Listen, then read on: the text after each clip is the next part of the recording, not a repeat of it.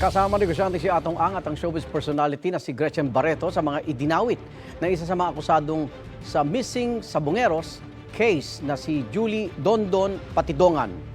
Gita man ang kampo ni Ang kasinungalingan ang mga sinabi ni Patidongan. Sinisika pa rin namin makuha ang panig ni Barreto at dalawa pang idinadawit ni Patidongan. Ayaw pa pang inilahad ni Patidongan sa unang balita ni Emil Sumangil, exclusive.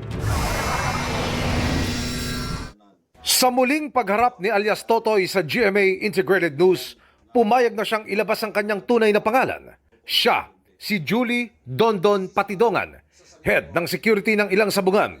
Isa rin siya sa 6 na kinasuhan sa pagkawala ng mga sabungero sa iba't ibang lugar sa bansa. Ano naging papel mo dito sa missing sabungero? Ba't ikaw ay kasama sa kinasuhan?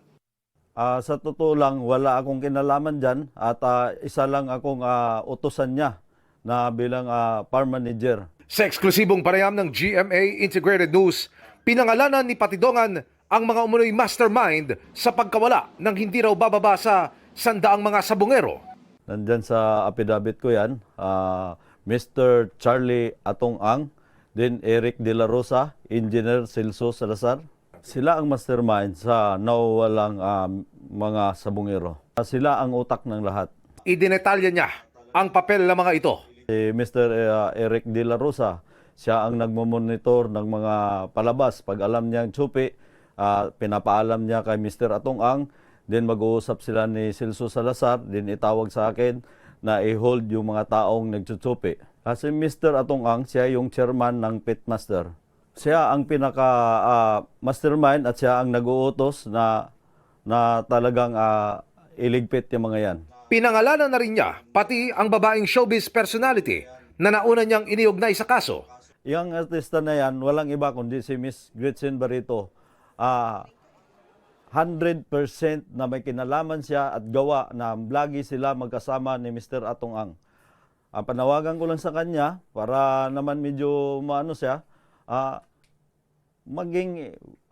makipagtulungan na lang siya sa akin. Ayon kay Patidongan, nagpa-interview siya dahil kung ano-ano na raw bintang ang ibinabato sa kanya ng mga kalaban. Ipinakita niya sa akin ang affidavit na pinapipirma raw sa kanya ng kampo ni Atong Ang.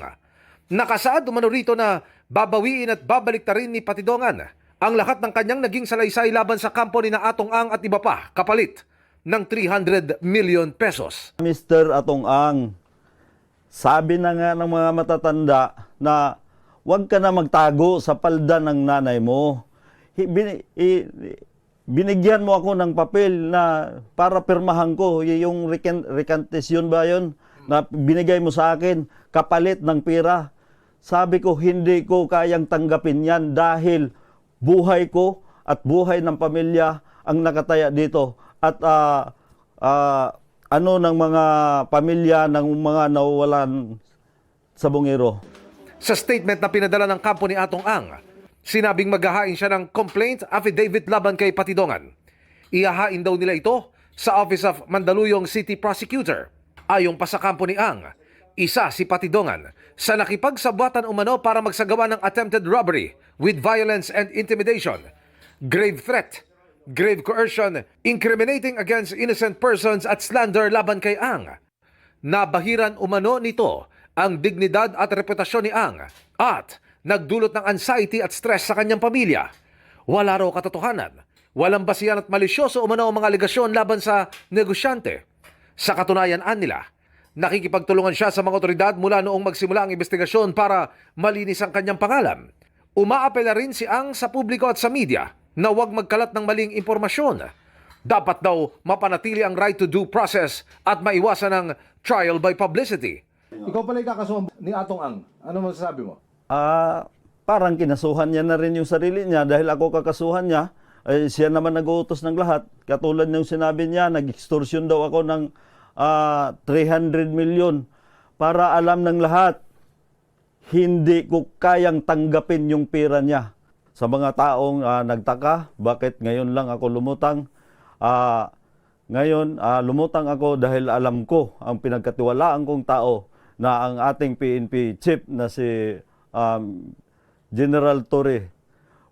Alam kong hindi niya kaya bayaran ng pera yan.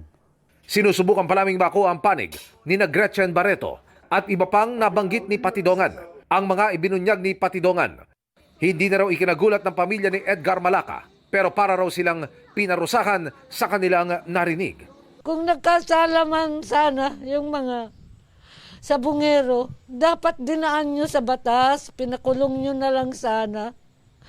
Dinaan nyo sa proseso. Hindi, masama ang loob namin kung ganun ang ginawa mo. Pero yung pagkidnap, pagkitil sa mga buhay ng 34 na sabungero, sobra-sobra yung ginawa mong parusa sa amin lahat.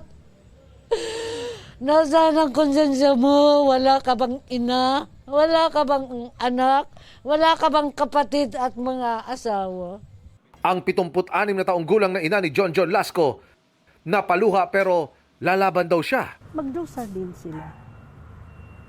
Magdusa sila sa kulungan.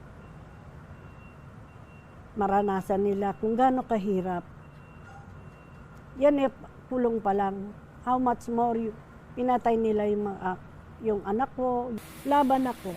Kailangan lumaban ako. Anya, matagal na nilang alam sa pamilya na si Ang ang suspect, pero takot silang ulang magpangalan kay Ang. Panawagan niya kay Patidongan na huwag siyang mag-recant o bumaliktad at sana'y lumabas pa ang ibang testigo. Kasabay ng kanyang mga revelasyon, nanawagan sa Pangulo si Patidongan. Sa mahal kong presidente, BBM, sir, sana pakinggan mo naman yung mga pamilya ng namamatayan.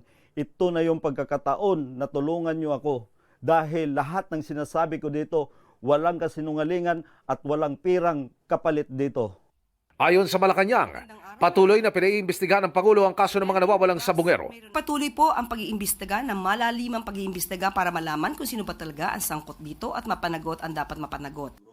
Ito ang unang balita. Emil Sumangil para sa GMA Integrated News.